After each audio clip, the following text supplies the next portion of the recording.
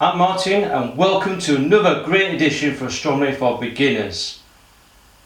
Now, I know you guys and girls have been waiting for such a long time.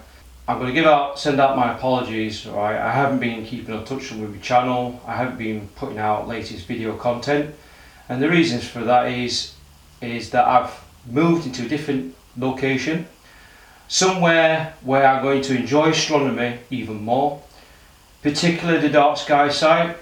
I live in a wonderful place, right, and the dark skies are absolutely amazing.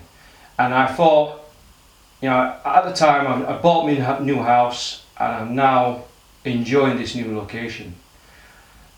That much that I've not even kept up with my video content.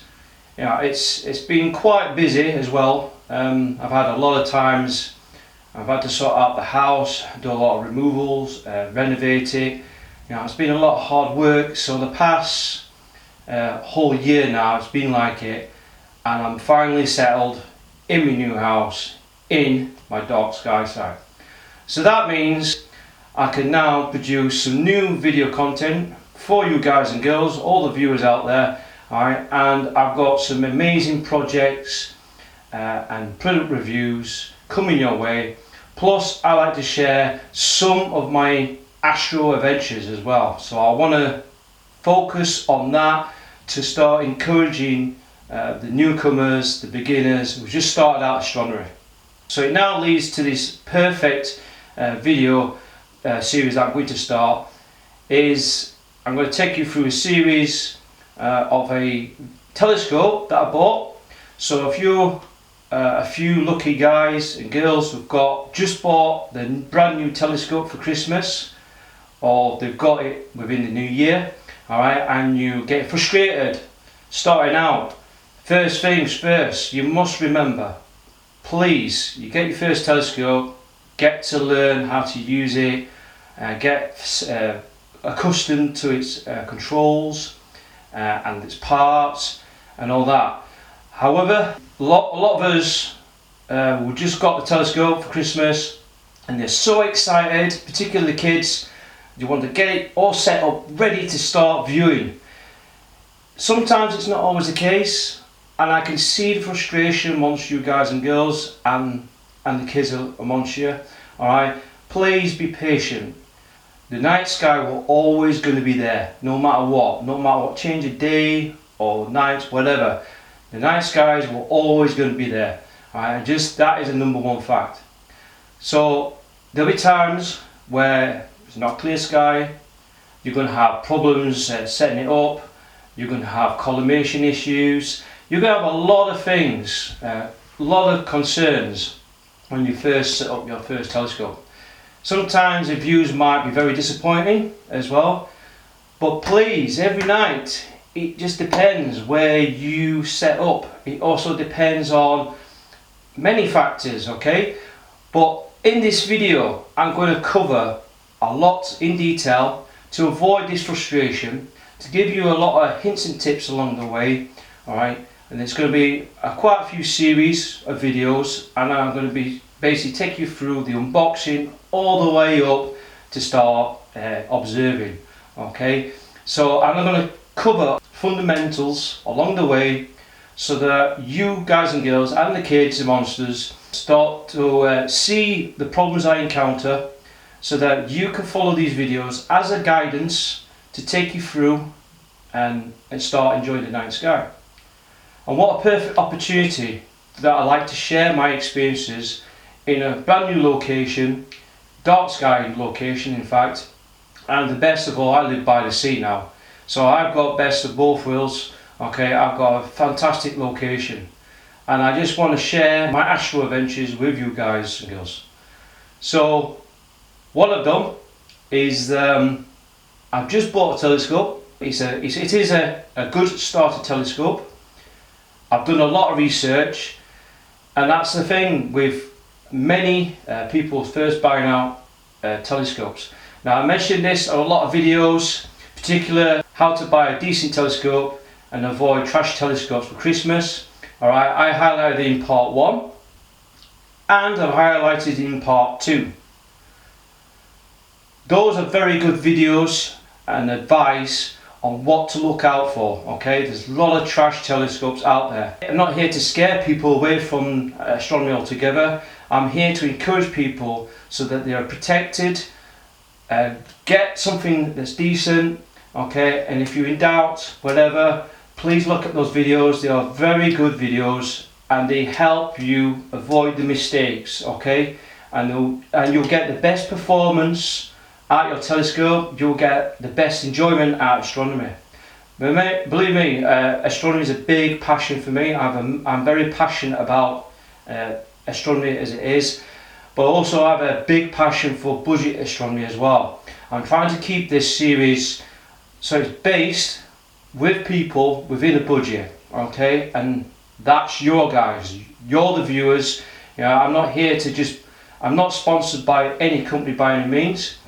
I am not going to give out biased views, okay. I'm going to give my honest opinion, okay, and it's only my opinion on the reviews I make on these videos. Alright, these are my reviews. Alright, please don't take it account, okay, you don't have to take this on board, but these are my experiences. I've spent over 30 years in astronomy and I've worked through the stages from beginner to advanced. I'm always learning, and I won't say I'm an awesome astronomer, okay. There's no limits of what you can do in astronomy, okay, and that is a fact.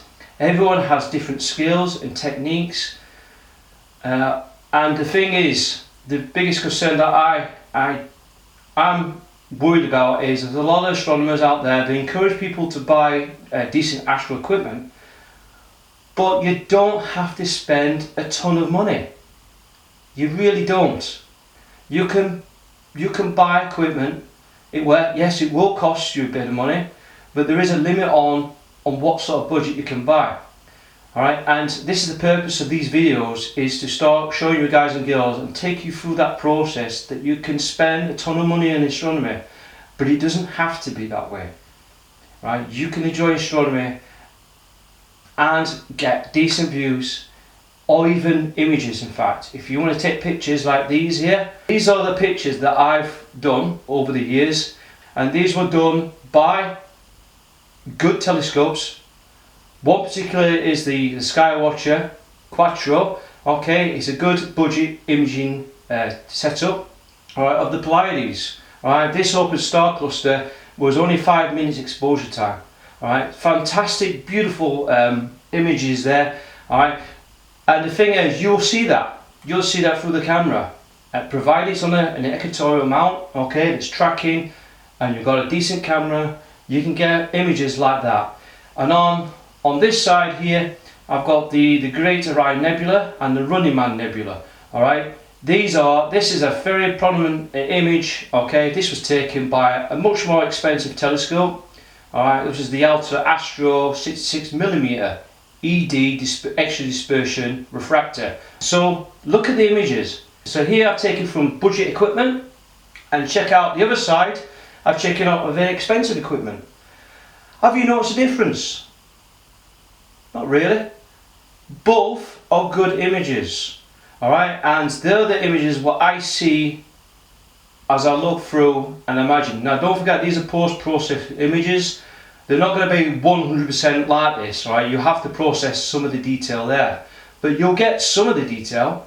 So you've got to stack these images and post-process it out, which I'll take you through later date on post-processing through the your astro images, okay, and how you can achieve these awesome results. It'll be at basic level. Alright, I'm not a professional photographer by any means, okay. These are the images that I've produced over the years with a budget and expensive equipment, and look at the difference. There's no real difference at all. They're both excellent images, and as you say, you can achieve these images yourself, alright, and you can start enjoying the night sky. And again, astronomy does not start expensive. You can start off beginner level and within budget and get results like these, okay. Bear in mind, to get images like these, you definitely need a decent equatorial mount with motor tracking at least, okay? That is first point of call. It's not the telescope or the camera. It's always going to be the mount, the telescope and the camera is mounted on. That is the key to successful astrophotography. However, I'm not going to cover that in detail as such. So, in this video, alright, please hit the like button. Please share the video out.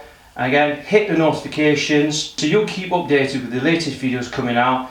And please, again, subscribe to my channel. It's going to support my channel, okay, and I can start publishing out more video content out to you guys and girls. Alright, it's not easy making these videos, right? And I only do these videos because I like to share my passion out towards you guys, and to share my experiences, to show you what astronomy is all about. And believe me, 2020 is going to be a good year for astronomy. Alright, I've got that good feeling about it. However, it's going to be hard work, alright, because I do have work that always goes in the way of things. So what we're going to do is we're going to take a closer look on this telescope I bought, and I'm going to take you through it. So if you're interested and you want to learn more, and you want to follow through my astro adventures, we'll take a closer look from here, and let's do this. So everyone, this is what I bought. Now, at the moment, it's not a massive box compared to a few telescopes I've bought over the years. Alright, everything in here is all you need, okay? Now this is a Skywatcher 114mm, and it's an AZ Avant mount. As you see, it's there's quite a lot of stuff in there. This Skyhawk 114mm aperture is a Newtonian telescope, and it's mounted on an equatorial mount. Now, I've seen over the years people bought loads of telescopes, and I got this purposely. I mean, an equatorial mount, for a beginner starting out, I wouldn't recommend. However, this particular model offers very unique features which I like to share. One key thing I need to highlight is when you're buying a Newtonian reflector telescope, you must be aware of a few things, okay? And one of the things is pick a telescope within your budget is definitely one. The other thing is, with Newtonian reflectors, is they do require collimation, and you do need to have some sort of a collimation tool or laser to collimate the optics, because what will happen is the optics will go misaligned from time to time, and what that does, it will affect your views, what you see on the planets or nebula or galaxies, whatever you're viewing out, it will diminish your views. Now, the reason why I go for a Newtonian reflector is they are the best bang for the buck. Aperture wise, a 114mm aperture will show me a lot of things, okay, in good detail. To me, the 114 is, I think is a bit on the small side, but it's a good starter telescope to start out in astronomy, and it will show you a decent amount of detail. There are a few precautions you need to highlight as well. Is if it gets dusty, do not get in the habit of cleaning the optics, okay? That's one thing you do not do, is touch those delicate coatings on that Newtonian. Alright, you do not want to be touching any of that optics or scratching it. So if it does get dusty, leave it, okay? The telescope will still perform as it should. So, show you what's inside this box. First thing we're going to go is, we're going to start off with the big stuff. Again, good thing about Skywatcher products, decent packaging, alright, fully boxed, already laid out, alright, and protected, okay, there's nothing it's going to be damaged or anything like that. The well packed boxes. One key issue I need to highlight is, it's not a fancy box. A lot of trash telescopes will offer really fancy boxes with pictures and all that. A decent starter telescope do not come in fancy boxes for starters, alright? and Skywatcher focus on quality. Alright, now this telescope cost me £183. Alright, it varies from good astro retailers, so please check out the links below for Rother Valley Optics. They're excellent. They're an excellent astro retailer, alright, and they offer a good service as well. So as you can see, we start off with the big stuff.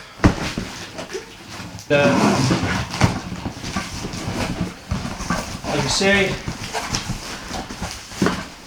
here, well packaged. As you see, they're all good Skywatcher products. They really do package their products well. Alright, so this is a bit self-explanatory. It's a very good sturdy tripod. Alright, I'm not going to go too much in detail, but I will do further on each of the items, okay, in this box.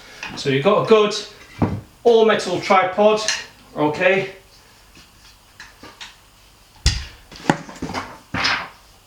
You'll definitely get a manual instruction. So what's in this one?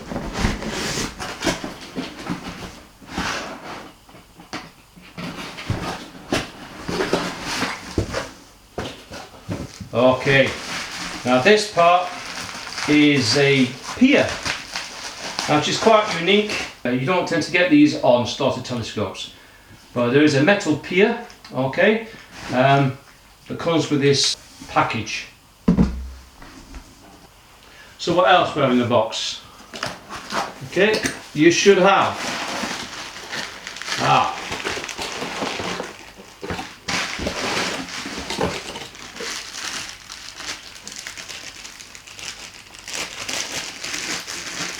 so you should have some kind of aiming device, alright, a red dot finder.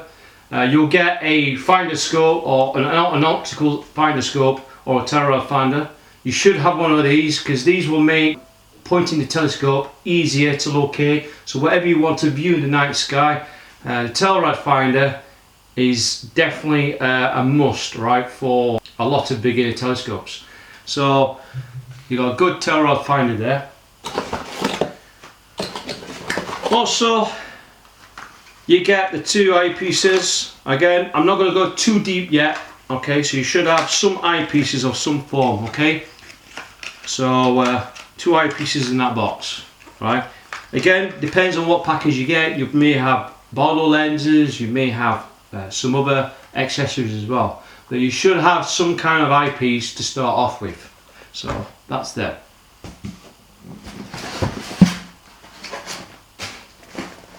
So the next box, this is quite heavy, this one.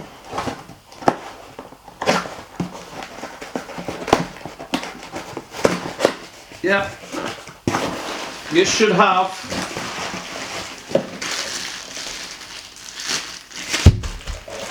be careful. Counterweight and the counterweight bar.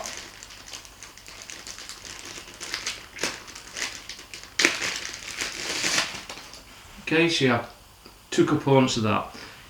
So that's the setup for that.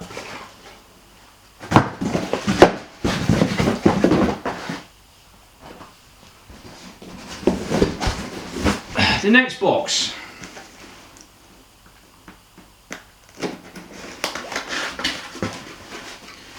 Now again, superb packaging. This is actually full inserted everywhere.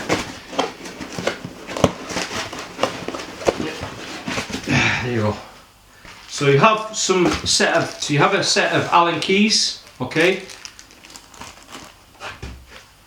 And what we got here, check it out, is the mount.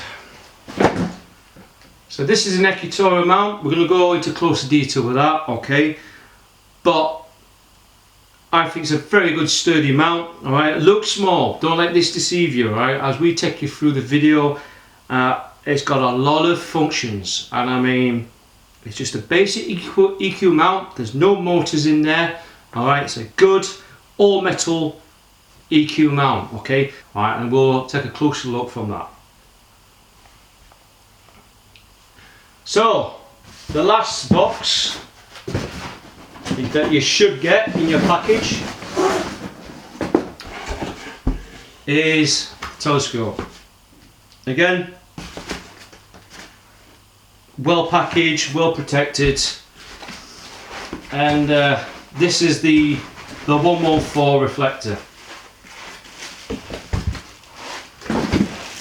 Again, move all these boxes out of the way. So this is what you'll probably find here. You can take the inform inserts. Just be careful when you access, because you don't want to get like this happens. Okay, happens a lot with a lot of Skywatcher. Is the dust cap comes off for some sort of reason. Okay, so yeah, just remember, cover the lens cap or mirror cap. Okay, always. Alright, when you're not using the telescope, always cover the dust caps. So, I'll take the scope rings off. Again, you must remove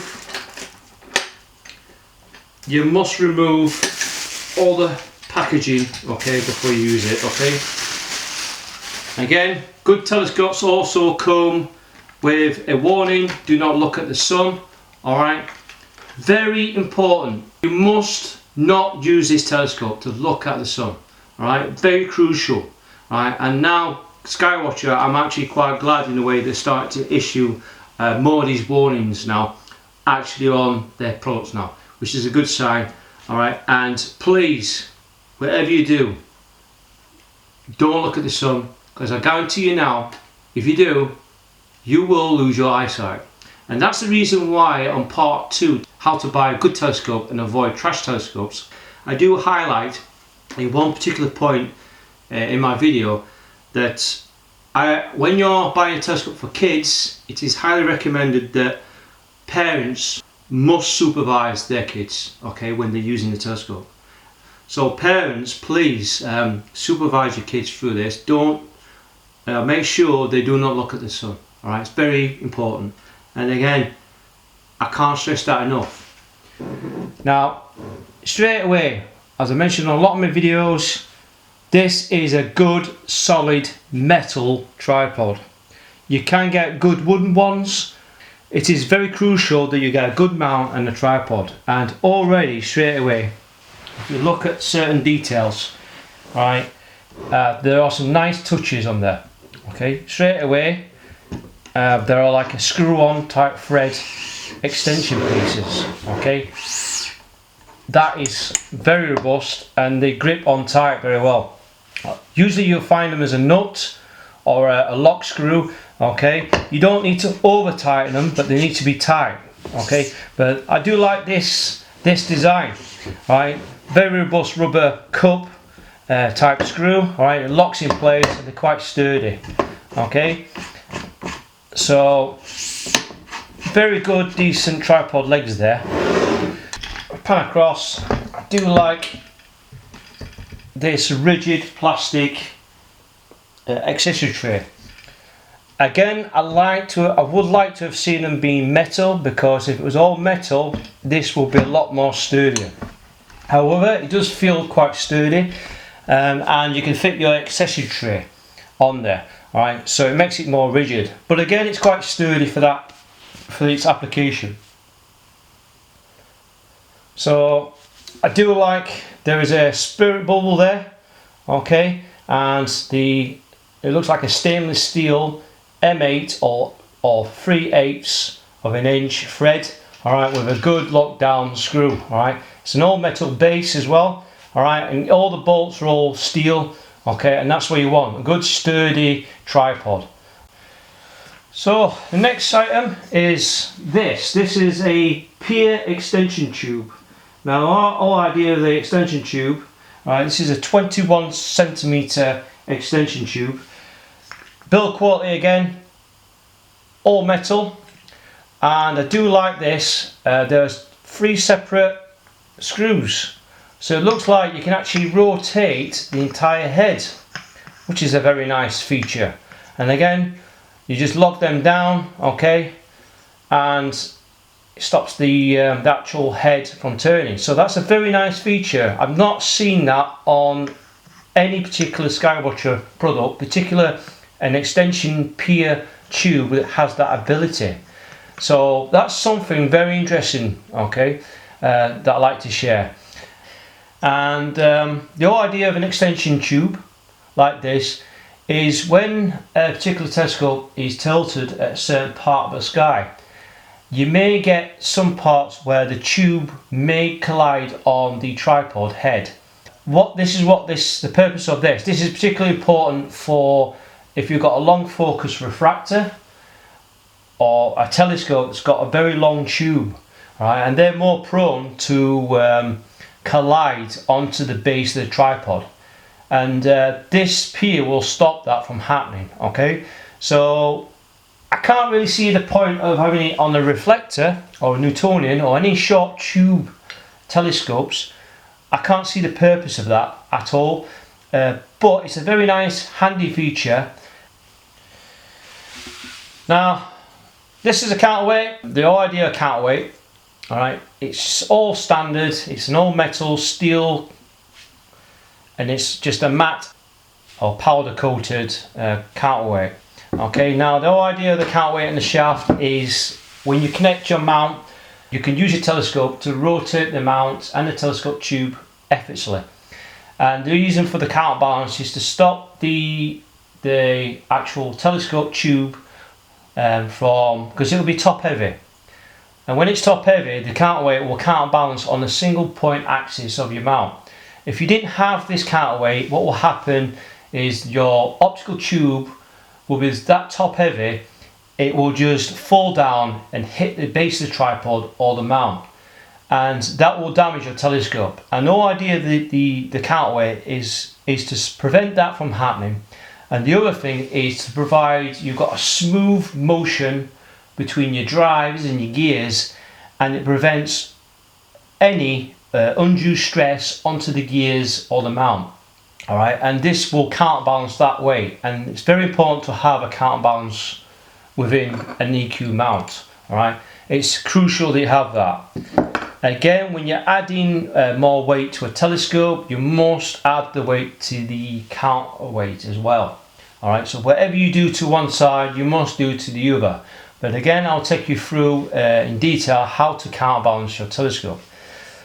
This counterweight is just a 1 kilogram counterweight. Alright, you can fit bigger counterweights onto the shaft, alright, providing it fits, okay. And if you're going to add more weight to the telescope, you need to put a bigger counterweight.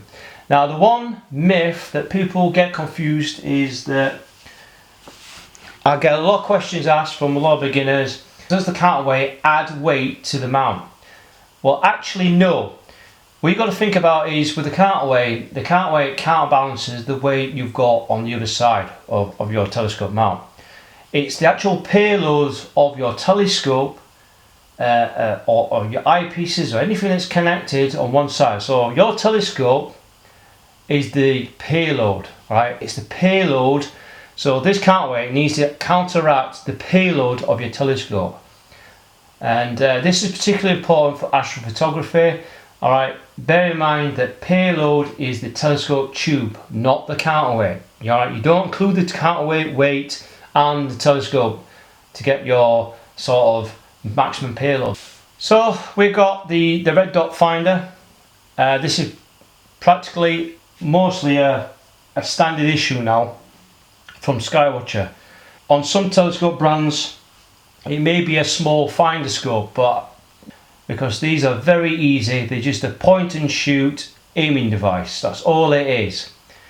Now, you do need to calibrate this item before you use your telescope, right? And it's very crucial that you do that before you use it.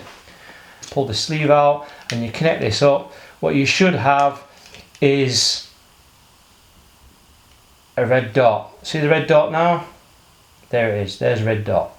Okay, so you've got like a dim and dim switch because you can adjust the brightness here.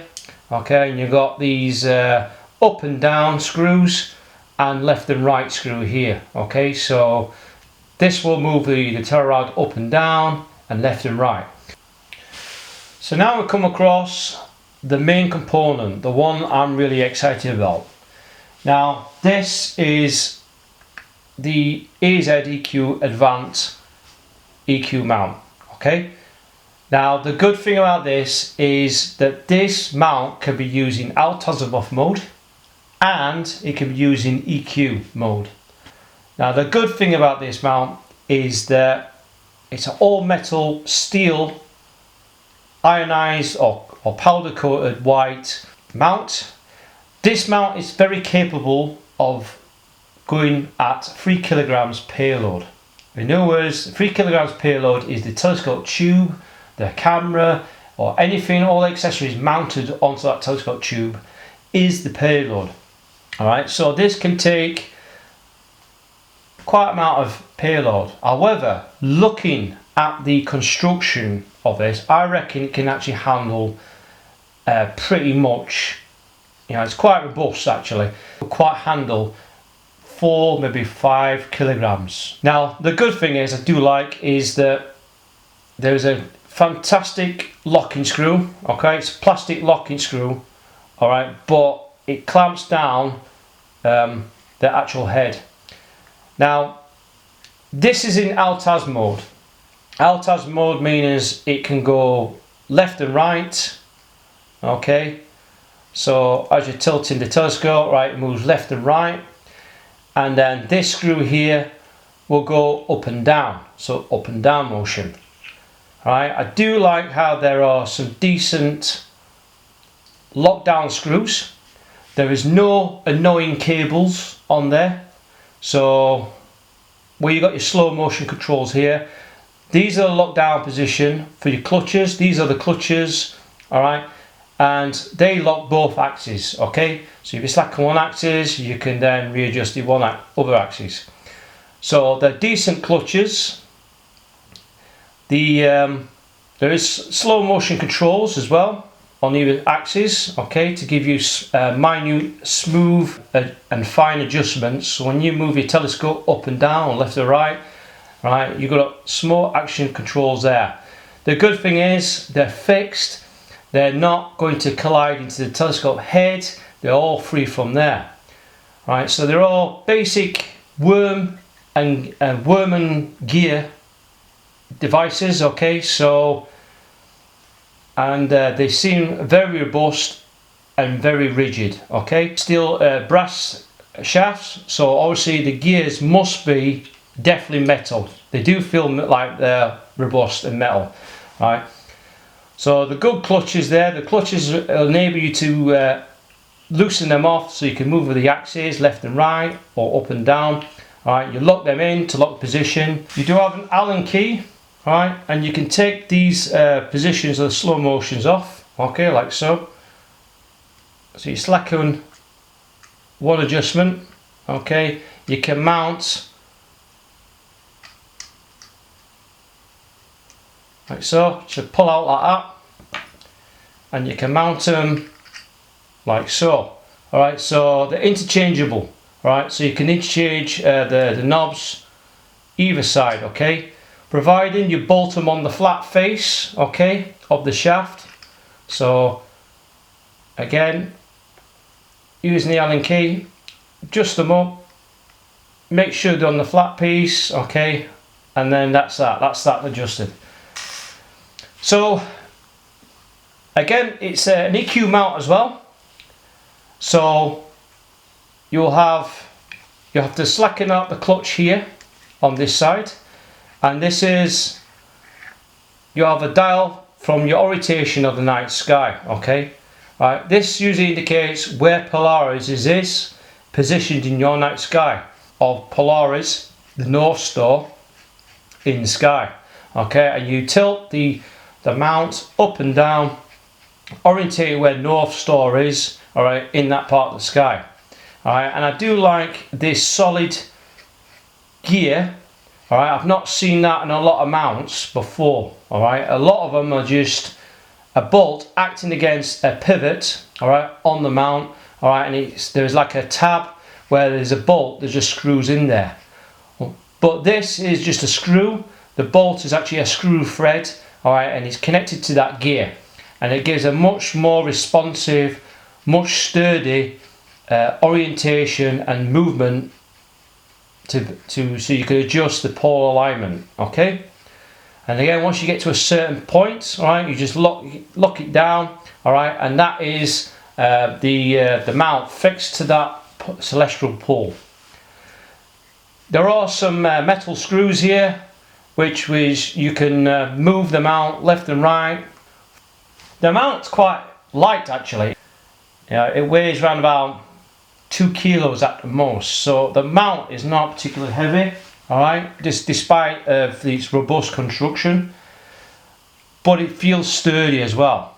All right, at the bottom here you see for you to enable you to adjust these points from left to right of your celestial pole or North Star, you have to slacken these bolts off. All right, so you have to slacken these off for you to do the left and right motion. Okay, so you slacken these off. They'll give you a bit of a fixed motion. However, you've got to slacken them off to a certain point so they can free to rotate. Like so when you adjust one side, you adjust the other, and the whole bottom base should move the head entirely. Okay, once you get the alignment, you can then adjust, tighten up the screws here like so, nip it up, right, to get your position locked in place. So that's a really good feature, that. So when you're in Polaris, once you've got Polaris sort of fixed, you can lock these down. So there's like 2 securing methods already. So again, a lot more rigid, sturdy mount there. Also, you've got the standard sight bubble there as well, right, which is a handy feature to make sure your tripod is nice and level. Very crucial that when you do your pole alignment, you've got to get your tripod and your mount level to the ground. All right, so it's a nice little feature there, a decent sight bubble. The also a nice feature is there is a 1/4 thread, which means you can mount your dovetail mount on there of your telescope, and also, this is why I got this mount, is you can mount a DSLR camera on there. This part here is a friction plate, so when you do clamp this down, this friction plate will act against the base of the dovetail or camera main body, alright, and it gives you a good secure fixing. However, I do have one qualm with this mount.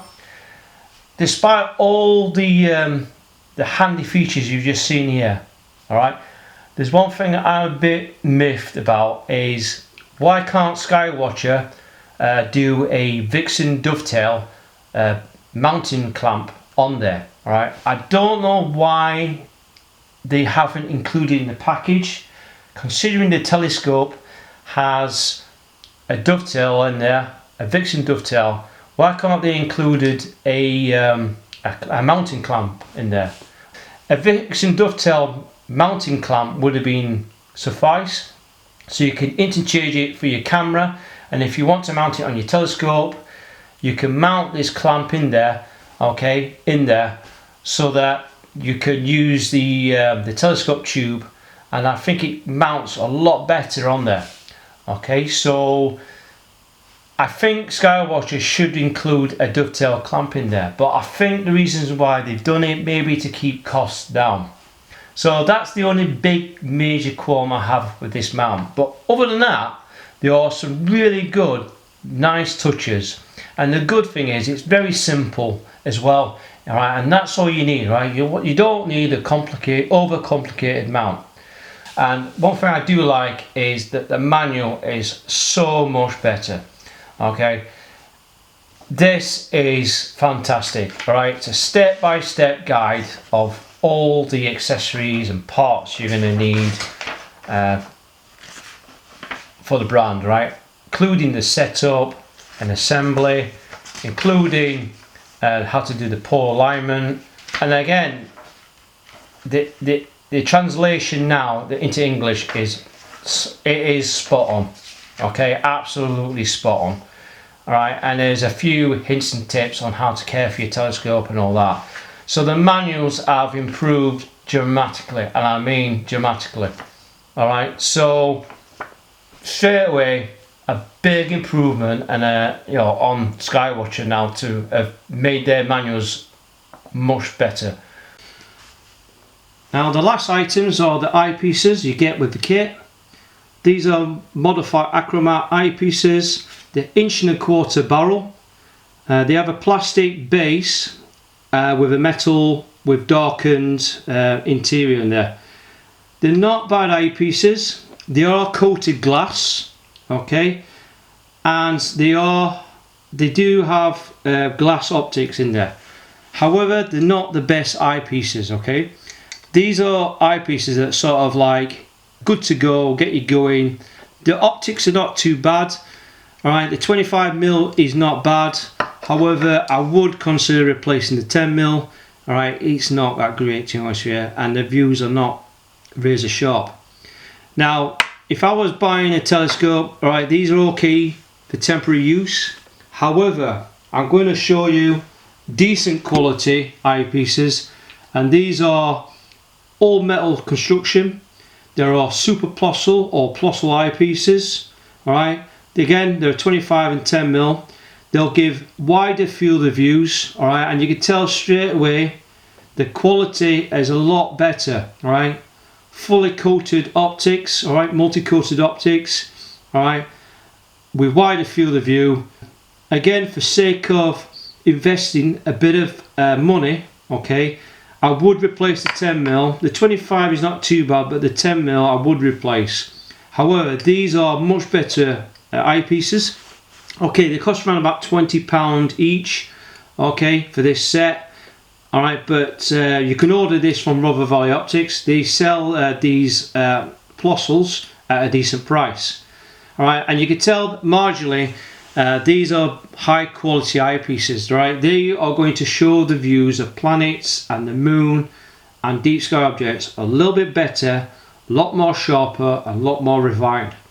But again, I'm not saying that these are bad. These are okay. These will keep you going until you get replacement.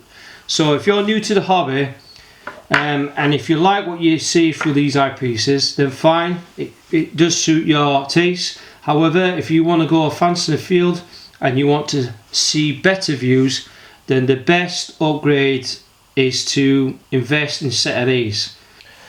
So we come to the last part, the main telescope tube. Now this is the Skyhawk 114mm aperture. Again, it is a Newtonian reflector. It's just a mirror telescope. Alright, you'll have a primary mirror. Alright, all the light gets collected and it will bounce back to the actual flat mirror, and then it gets magnified at the eyepiece. That's how the Newtonian works. Now the reasons why they're cheaper is because they only need a few surfaces to be machined and ground and coated, okay, and that's why the Newtonians are always going to be the cheapest telescope you can buy within a budget. Okay, highly recommended. It's got a decent aperture. You'll be lucky to get a refractor of a similar aperture, and you'll be expecting to pay thousands of pounds, all right, for a refractor of similar aperture to a Newtonian reflector. Now this reflector has a decent rack and pinion focuser. It's 1.25 inches. It can only take 1.25 inch eyepieces, okay. It's a basic rack and pinion focuser. There's no lockdown screws as such, which, to be honest with you, disappoint me a little bit. Now the 130, the next model up, has a decent focuser. On the 130, it also has a T-thread where you can mount your camera lens on there. But that's not to worry, alright? It doesn't mean to say this is a bad telescope, it just means that it just has certain limitations, right? So that's something that's missing there. the focuser is not great on this particular model. However, what is great is the optics are fantastic. Okay, straight away. Now the prime mirror must be a parabolic mirror, right? The reasons why you need to have a parabolic mirror, you'll get really good images through a parabolic mirror. Now the parabolic mirror, right? A lot of the beginners buy a telescope of a similar telescope like this, and they're known as a Bird Jones telescope. Now a Bird Jones telescope has like a lens system inside the focuser. Now the reasons for that is a Bird Jones scope has that. It's basically an internal borrow lens in the focuser, and what that does is it increases the focal length, all right, which means you can use high magnification. But the main problem when using a Bird Jones telescope is, yeah, the advantage is you can have a longer focal length telescope but in a compact tube. However, with that is collimation will be a big issue for a lot of beginners. And with this Bird Jones telescope with that internal lens inside here, okay, you can't get collimation very well. Alright, you have to take the focuser out to then take the lens system out. Now there's a lot of good videos out there that show you how to do that. Right, I'll provide links to one of the videos that I've seen, which is very well instructed, and they take you through how to collimate the Newtonian, taking out particular Bird Jones telescope, which has that lens system. Now that's the reason why a lot of beginners get frustrated with the optics, because they're not aligned, all right, and they're not collimated because of the lens system inside. So again, get a parabolic Newtonian reflector. All right, the reasons for that parabolic mirror is that it's going to be easier for you to collimate the optics. All right, now if I take this label off so you can see better. Now, a lot of beginners make the mistake is when they first use a telescope is they always take off the cap. Alright, when you use a telescope, always make sure that you remove the entire cap off. Alright, I'm not here to insult people's intelligence here, but this is how you would use your telescope, the full size aperture. So when you first use that, don't do that, take the whole lot out, okay, when you use a telescope to look at celestial objects in the night sky.